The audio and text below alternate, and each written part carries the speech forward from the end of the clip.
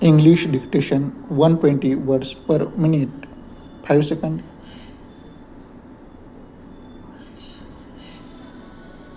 Start.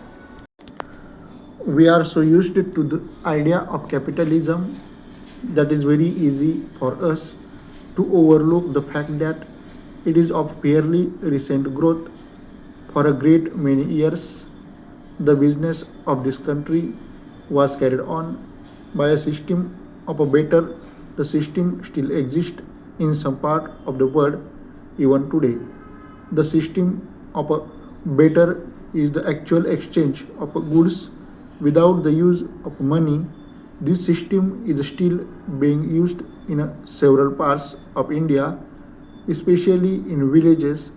A man who is successful in growing a very good crop of wheat might, for instance, have an excess over and above his family requirements.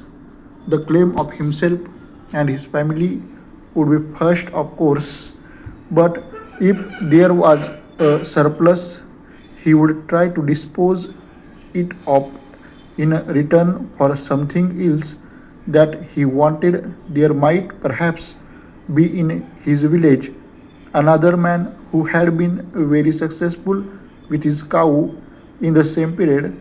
He too might have a surplus after the requirement of himself and his family had been fully met. The two men would therefore be in a position to bargain. One could be able to offer gain and the other would be able to offer milk or butter. How much of the grain would finally be exchanged for how much of the milk or butter would depend upon two various factors. The first is the size of the surplus of each case. The larger the surplus, the less value is likely to have. The second is the strength of the easier of the two men to have the surplus of the other. An exchange of a grain for milk would eventually take place by means of bargaining. The use of money is, of course, very much simple, and once money was accepted as a medium for buying and selling, the volume of business quickly grown.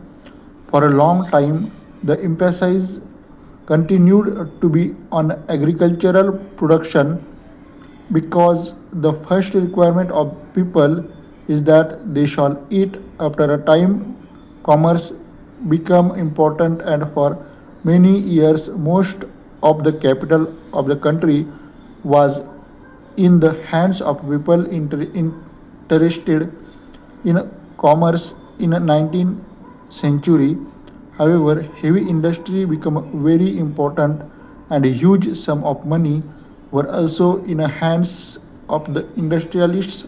Another change took place about the middle of the century.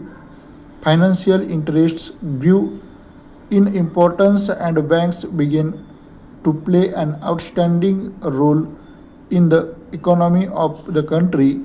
An enormous amount of capital was used in provide loans to businessmen. This period would perhaps be called the golden age. Paragraph. How the banks have started paying a very important part in the development of the country. In some countries, banks also undertake to organize bigger business